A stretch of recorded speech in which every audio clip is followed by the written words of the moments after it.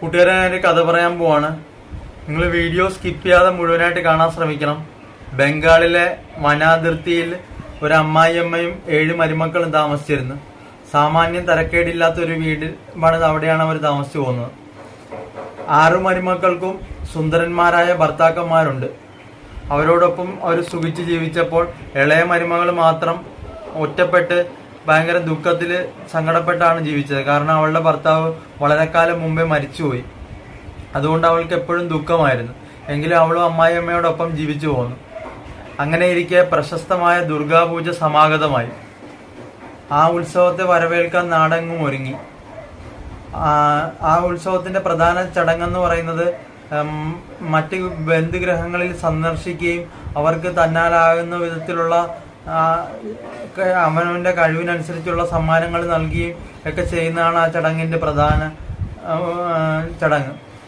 അങ്ങനെ അമ്മായിയമ്മയും മരുമക്കളെയും കാണാൻ പതിവ് പോലെ പല ദേശങ്ങളിൽ നിന്നും ആൾക്കാർ സമ്മാനവുമായിട്ട് വന്നു.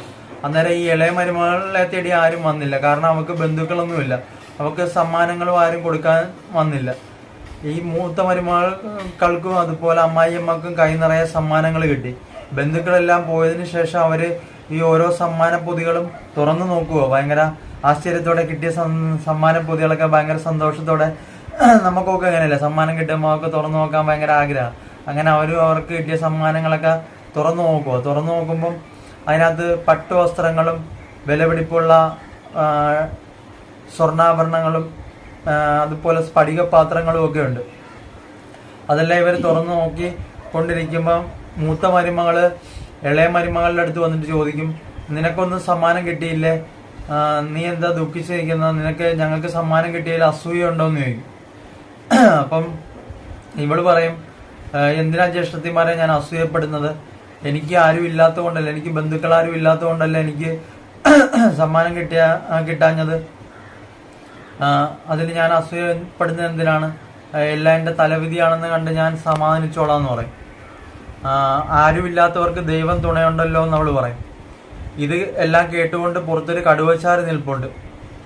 അന്നേരം ഈ അമ്മായിയമ്മയും മരുമക്കളും എല്ലാവരും കൂടെ സരസ സംഭാഷണങ്ങളിൽ ഏർപ്പെടും. ആ സമയം ഈ കടുവച്ചാർക്ക് എങ്ങനെയെങ്കിലും ഈ ഇളയ മരുമകളെ സഹായിക്കണമെന്നൊരാഗ്രഹം തോന്നും. അങ്ങനെ കടുവച്ചാര് ഇവരുടെ ഇടക്കോട്ട് ആ മുറിയിലേക്ക് ചാടിക്കയറും. കടുവയെ കണ്ട് ഈ മരുമകളും അമ്മായിയമ്മമാരും ഒക്കെ അമ്മായിയമ്മയും മരുമക്കളും ഒക്കെ കിടന്ന് കാറാൻ തുടങ്ങും. വലിയ വായിൽ നിലവിളിക്കും.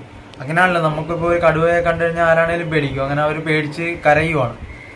അപ്പോൾ ഈ കരച്ചിൽ കണ്ട് കടുവ പറയും, നിങ്ങൾ ബഹളം വെക്കരുത്, ഞാൻ ഒരു ക്രൂരനായിട്ട് തോന്നുമെങ്കിലും ഞാൻ നിങ്ങളെ ഉപദ്രവിക്കാൻ വേണ്ടി വന്നതല്ല, ഈ ഇളയ മകളെ എന്നോടൊപ്പം കൊണ്ടുപോകാൻ വന്നതാണ്, ഞാൻ ഇവളുടെ വകയിലൊരു അമ്മാവനാണെന്ന് പറയും.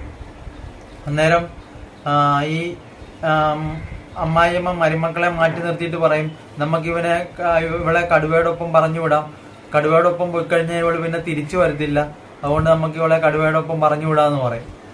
അങ്ങനെ ഇവള് ഈ ഇളയ മരുമകളെ അമ്മായിയമ്മ അടുത്ത് വിളിച്ചിട്ട് പറയും, മോളെ നിന്നെ തിരക്കി അമ്മാവൻ ഇത്രയും ദൂരത്തു നിന്ന് വന്നതല്ലേ, നീ അമ്മാവനോടൊപ്പം പൊക്കോളാൻ പറയും.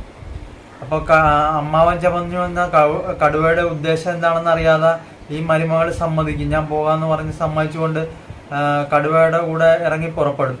വിസമ്മതം പറഞ്ഞാലും അമ്മായിയമ്മയും മരുമക്കളും കൂടെ അവളെ നിർബന്ധിച്ചു വിടുമെന്ന് അറിയാമായിരുന്നു. അതുകൊണ്ടാണ് അവള് കടുവയുടെ കൂടെ പോയത്. കുറച്ചു ദൂരം ചെല്ലുമ്പം കടുവ പറയും, മോളെ, ഞാൻ നിന്റെ സങ്കടവും നിന്റെ സംസാരവും ഒക്കെ പുറത്തുനിന്ന് കേട്ടേണ്ടി നിൽക്കുകയായിരുന്നു, അതുകൊണ്ട് നിന്നെ രക്ഷപ്പെടുത്താൻ വേണ്ടി വന്നതാണെന്ന് പറയും. എന്നിട്ട് കടുവ പറയും, നീ എൻ്റെ പുറത്ത് കയറിക്കോ, നീ കാലിലും മുള്ളും കമ്പൊന്നും കൊള്ളണ്ട, നിനക്ക് വേദന എടുക്കും, അതുകൊണ്ട് നീ എൻ്റെ പുറത്ത് കയറിക്കോളാൻ പറയും. അപ്പം ഇതനുസരിച്ചുകൊണ്ട് അവൾ പുറത്ത് കയറും. അങ്ങനെ ഇവളെയും പുറത്ത് വെച്ചിട്ട് കടുവ ഭയങ്കര ശ്രദ്ധയോടെ പതുക്കെ പോവുകയാണ്. അപ്പം ഇവളെയും വെച്ച് ഇത്രയൊക്കെ ശ്രദ്ധിച്ചൊക്കെ പോകുന്ന കാണുമ്പം ഇവർക്ക് മനസ്സിലാവും കടുവ ഒരു പാവമാണെന്ന് മനസ്സിലാവും. അങ്ങനെ അവള് കടുവയോടൊപ്പം പോവുകയാണ്. അങ്ങനെ കുറച്ച് ദൂരെ ഇവര് വനത്തിലൂടെ നടന്നതിന് ശേഷം ദൂരെയുള്ളൊരു ഗുഹ കാണും. അതിന് പോകുന്ന വഴി തന്നെ ഇവളുടെ അടുത്ത് കടുവ ചോദിക്കും, മോളെ എന്നെ കാണാൻ എങ്ങനെയാണെന്ന് ചോദിക്കും.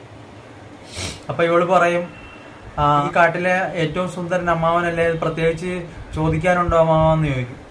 അപ്പൊ ഇത് കേൾക്കുമ്പോ കടുവയ്ക്ക് ഭയങ്കര സന്തോഷമാവും. കടുവ പറയും, മോളെ എന്റെ കണ്ണുകൾ കാണാൻ എങ്ങനെയാണെന്ന് ചോദിക്കും. അപ്പൊ അവള് പറയും, പളുങ്ക് പോലെ, നല്ല പളുങ്ക് മണി പോലത്തെ കണ്ണുകളാണ്, ഹൃദ്യവും സുന്ദരവുമാണെന്ന് പറയും കാണാൻ. അപ്പം കടുവയ്ക്ക് ഭയങ്കര സന്തോഷമാകും. കടുവ ചോദിക്കും എൻ്റെ മൂക്ക് എങ്ങനെയാണെന്ന് ചോദിക്കും. അപ്പോൾ അവൾ പറയും നല്ല അഴകൊത്ത വടിവൊത്ത മൂക്കാണ്, ഇത്രയും ഭംഗിയുള്ള മൂക്ക് കണ്ടാൽ ആർക്കാണ് അസൂയ തോന്നാത്തതെന്ന് ചോദിക്കും. അപ്പോൾ ഇതെല്ലാം കേൾക്കുമ്പോൾ കടുവയ്ക്ക് ഭയങ്കര ഇഷ്ടമാകും. കടുവ ചോദിക്കും എൻ്റെ ഗന്ധം എങ്ങനെയാണെന്ന് ചോദിക്കും. അപ്പോൾ ഇവള് പറയും ചന്ദനക്കാതിലെ ചാണയിൽ അരച്ച മണമില്ല, ആ ഒരു നറുമണമാണ് അത് തന്നെയാണെന്ന് പറയും. അപ്പോൾ ഇതൊക്കെ കേട്ട് കടുവയ്ക്ക് ഭയങ്കര സന്തോഷമാവും. അപ്പോൾ കടുവ ഇവളെയും കൊണ്ട് ആ ദൂരെയുള്ള ആ ഗുഹയിലേക്ക് നടന്നു പോവുക. അങ്ങനെ ആ ഗുഹയിൽ എത്തിക്കഴിയുമ്പം ഇവൾ ആശ്ചര്യപ്പെട്ട് ചുറ്റും നോക്കുക. കാരണം ഇവൾ ജീവിതത്തിൽ കണ്ടിട്ടില്ലാത്തത്രയും ഭംഗിയുള്ള സ്വർണ്ണാഭരണങ്ങളും അതുപോലെ വിലപിടിപ്പുള്ള സ്ഫടിക പാത്രങ്ങളും ആഭരണങ്ങൾ പോലെ നല്ല പട്ടുവസ്ത്രങ്ങളും എല്ലാം ആ ഗുഹയിലുണ്ട്. നല്ല പലഹാരങ്ങളും ഒക്കെ ഉണ്ട്. അപ്പം കടുവ ഇവക്ക് കഴിക്കാൻ വേണ്ടി പലഹാരങ്ങളൊക്കെ കൊടുക്കും. അപ്പോൾ ഇവള് പറയും എനിക്കൊന്നും വേണ്ട, മാവൻ്റെ കാണിക്കുന്ന ഈ സ്നേഹം തന്നെ എനിക്ക് വളരെ വലുതാണ്, അതുകൊണ്ട് എനിക്കൊന്നും വേണ്ട മാവെന്ന് പറയും. അപ്പോൾ കടുവ പറയും ഞാൻ നിന്നെ ഇവിടെ വരെ കൊണ്ടുപോകുന്നതല്ലേ, ഞാനൊന്നും തരാതെ നിന്നെ വെറുതെ വിടത്തില്ല, ഞാൻ തരുന്നതൊക്കെ വാങ്ങിക്കണമെന്ന് പറയും. അമ്മാവൻ തരുന്നതല്ലേ, സ്നേഹത്തോടെ തരുന്നതല്ലേ, വാങ്ങിക്കണമെന്ന് പറയും. അങ്ങനെ എന്നിട്ട് കടുവ ഇവൾക്ക് പഴവർഗ്ഗങ്ങളും കഴിക്കാൻ പലവർഗ്ഗങ്ങളും അതുപോലെ പലഹാരങ്ങളും ഒക്കെ കൊടുക്കും. പിന്നെ അവളുടെ വസ്ത്രങ്ങളൊക്കെ അഴിച്ചു മാറ്റി വെച്ചിട്ട് പുതിയ വസ്ത്രങ്ങളും അതുപോലെ മുക്കുവണ്ടങ്ങൾ അഴിച്ചു മാറ്റിയിട്ട് പുതിയ സ്വർണ്ണാഭരണങ്ങളും എല്ലാം കൊടുക്കും. അതെല്ലാം ധരിച്ചതിന് ശേഷം ഇവളെയും കൊണ്ട് ഇവളോട് കടുവ പറയും എൻ്റെ പുറത്ത് കയറിക്കോ, ഞാൻ നിന്നെ തിരിച്ച് വീട്ടിൽ കൊണ്ടാക്കാമെന്ന് പറയും. അങ്ങനെ കടുവ ഇവളെയും കൊണ്ട് വനാതിർത്തിയിലുള്ള വീട്ടിലേക്ക് പോകും. അവിടെ എത്തുമ്പോൾ കടുവ ഇവളുടെ അടുത്ത് പറയും ഇനി മോൾ ഇറങ്ങിപ്പൊക്കോ, മാമൻ മോളെ കാണണമെന്ന് തോന്നുമ്പോൾ ഇനിയും വരാം, അമ്മായിയമ്മയും മരുമക്കളും ഞാൻ വന്ന കാര്യം അറിയണ്ടെന്ന് പറഞ്ഞ് കടുവ അവിടെ ഇവളെ ഇറക്കിയതിന് ശേഷം കടുവ കാട്ടിലേക്ക് ഓടി മറയും. കുറച്ച് കഴിഞ്ഞ് ഇവള് അകത്തേക്ക് ചെല്ലുമ്പോൾ ഇവളെ കണ്ട് അമ്മായിയമ്മയും മരുമക്കളും എല്ലാം ചുറ്റും കൂടും. എന്നിട്ട് ചോദിക്കും നിനക്ക് എവിടുന്നാണ് ഈ സ്വർണ്ണാഭരണങ്ങളും പട്ടുവസ്ത്രമൊക്കെ കിട്ടിയതെന്ന് ചോദിക്കും. എന്നാലും ഇവള് പറയും കടുവ അമ്മാവൻ തന്നെയാണെന്നൊക്കെ പറഞ്ഞ് ഇവള് കാര്യങ്ങളെല്ലാം വിശദീകരിച്ച് പറയും. ഇതെല്ലാം കേട്ട് കഴിയുമ്പോൾ ഇവർക്ക് ഭയങ്കരമായിട്ട് അസൂയ തോന്നും. പക്ഷെ ഇവക്ക് കിട്ടിയതിൽ പാതി പകുത്ത് നൽകുന്നതിൽ മടിയൊന്നും കാണിക്കത്തില്ല. ഇവള് മരുമക്കൾക്കും അമ്മായിയമ്മക്കും എല്ലാം ഇവർക്ക് കിട്ടിയതിൽ പകുതി കൊടുക്കും. അതിനുശേഷം അമ്മായിയമ്മയും മരുമകളും കൂടെ ഒരു പദ്ധതി ആലോചിക്കും. അടുത്ത ദുർഗാപൂജ എത്തുമ്പോഴത്തേക്ക് ഇവള് മൂത്ത മരുമകൾ വാതിലിന്റെ ഇറമ്പിൽ നിന്നിട്ട് അമ്മായിയമ്മേൻ്റെ അടുത്ത് പറയും, ഉച്ചത്തിൽ പറയും എനിക്ക് ബന്ധുക്കളാരും ഇല്ല, എന്നെ ആരും വന്ന് കൊണ്ടുപോകാനും ഇല്ല, ഞാൻ എന്തിനാണ് ഇങ്ങനെ ജീവിക്കുന്നത്, ഞാൻ മരിച്ചാൽ മതി എന്നൊക്കെ പറഞ്ഞ് ഇവള് സങ്കടപ്പെട്ട് പറയും. ഇത് കേട്ടുകൊണ്ട് കടുവച്ചാർ പുറത്തു നിന്ന് അകത്തേക്ക് വരും. എന്നിട്ട് കടുവച്ചാർ അമ്മയോട് പറയും അമ്മ ഞാൻ ഇവളെ എൻ്റെ കൂടെ കൊണ്ടുപോവാണ്, ഇവിടെ ദുഃഖമൊക്കെ മാറ്റിയിട്ട് തിരിച്ചുകൊണ്ടാക്കാന്ന് പറയും. അങ്ങനെ കടുവ ഇവളെ പറയുന്ന തീരെ ഇവൾ ഓടിച്ചെന്ന് കടുവയുടെ പുറത്തേക്ക് ചാടിക്കയറും. ഈ എടുത്തു ചാട്ടം കടുവച്ചാർക്ക് ഒട്ടും ഇഷ്ടപ്പെടത്തില്ല. എങ്കിലും കടുവ അത് മുഖത്ത് ഭാവിക്കാതെ ഇവളെയും കൊണ്ട് കാട്ടിലേക്ക് നടക്കും. കുറച്ചു ദൂരെ ഇവരിങ്ങനെ നടന്നു പോയതിന് ശേഷം കടുവ ചോദിക്കും അനന്തരവളെ ഞാനൊരു കാര്യം ചോദിച്ചാൽ നീ സത്യം പറയുമോ എന്ന് ചോദിക്കും. അന്നേരം ഇവള് പറയും അമ്മാവ ചോദിച്ചോ, ഞാൻ സത്യം പറയാമെന്ന് പറയും. അന്നേരം കടുവ ചോദിക്കും എന്നെ കാണാൻ എങ്ങനെയുണ്ടെന്ന് ചോദിക്കും. അപ്പം ഇവള് പറയും മുക്കണ്ണൻ തേങ്ങയ്ക്ക് ചെവി വെച്ച പോലെ ഉണ്ടെന്ന് പറയും. അപ്പോൾ ഇത് കേൾക്കുമ്പോൾ കടുവയുടെ കോപം എരച്ച് കയറും. കടുവയ്ക്ക് നല്ല ദേഷ്യം വരും. പക്ഷെ അത് മുഖത്ത് കാണിക്കാതെ കടുവച്ചാര് പറയും മോളെ എൻ്റെ കണ്ണുകൾ കാണാൻ എങ്ങനെയാണെന്ന് ചോദിക്കും. അപ്പോൾ ഇവള് പറയും ഇതിന് കണ്ണുകളെന്ന് പറയാവോ, ചത്ത മീനിൻ്റെ കണ്ണുകൾക്ക് ഇതിനെക്കാട്ടിലും എത്രയോ ഭംഗിയുണ്ടെന്ന് ചോദിക്കും. അപ്പോൾ കടുവ ചോദിക്കും എൻ്റെ മൂക്ക് എങ്ങനെയുണ്ടെന്ന് ചോദിക്കും. എൻ്റെ മൂക്ക് എങ്ങനെയുണ്ട്, വൃത്തിയുള്ള മൂക്കാണ്, കൊള്ളാമെന്ന് ചോദിക്കും.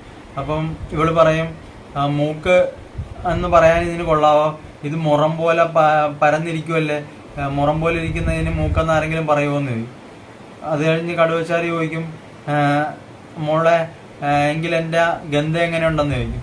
ഇവള് പറയും ഇത്രയും വൃത്തികെട്ട കടുവയുടെ ഗന്ധം സഹിച്ചിട്ട് ഞാൻ ഈ കടുവപ്പുറത്തിരുന്നിട്ട് ഓക്കാനിക്കാതിരുന്നത് എൻ്റെ ഭാഗ്യം എന്ന് പറയും. ഇതെല്ലാം കേൾക്കുമ്പോൾ കടുവയ്ക്ക് ഭയങ്കരമായിട്ട് ദേഷ്യം വരും. കടുവ ഇവക്കൊരു പണി കൊടുക്കണം, ഇവക്കൊരു പാഠം പഠിപ്പിക്കണമെന്ന് വിചാരിച്ചുകൊണ്ട് കടുവ ചോദിക്കും മോളെ എൻ്റെ വാ കണ്ടാൽ എങ്ങനെയുണ്ടെന്ന് ചോദിക്കും. വാവ് തുറന്നിട്ട് ചോദിക്കും. അപ്പം ഇവള് പറയും ഏതെങ്കിലും വൃത്തികെട്ട ജീവിയെ വിഴുങ്ങാൻ കൊള്ളാം, അല്ലാതെ ഈ വാ കൊണ്ട് തന്നെ പ്രയോജനം എന്ന് പറയും. പെട്ടെന്ന് തന്നെ കടുവ ഇവളെ ഒറ്റ വിഴുങ്ങല്.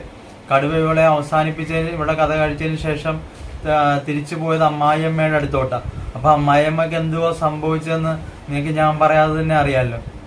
അപ്പം ഞാനൊരു വലിയ കഥ നിങ്ങൾക്കായിട്ട് ചുരുക്കി പറഞ്ഞാണ്. നിങ്ങൾക്ക് കഥ ഇഷ്ടപ്പെട്ടെങ്കിലും ഇല്ലെങ്കിലും കമൻ്റായിട്ട് രേഖപ്പെടുത്തണം. അതുപോലെ ചാനൽ ആദ്യമായിട്ട് കാണുവാണെങ്കിൽ സബ്സ്ക്രൈബ് ചെയ്യണം, ലൈക്ക് ചെയ്യണം, ഷെയർ ചെയ്യണം, കമൻറ്റ് ചെയ്യണം. അപ്പോൾ സബ്സ്ക്രൈബ് ചെയ്യാനും ലൈക്ക് ചെയ്യാനും മറക്കല്ലേ. ടാറ്റ.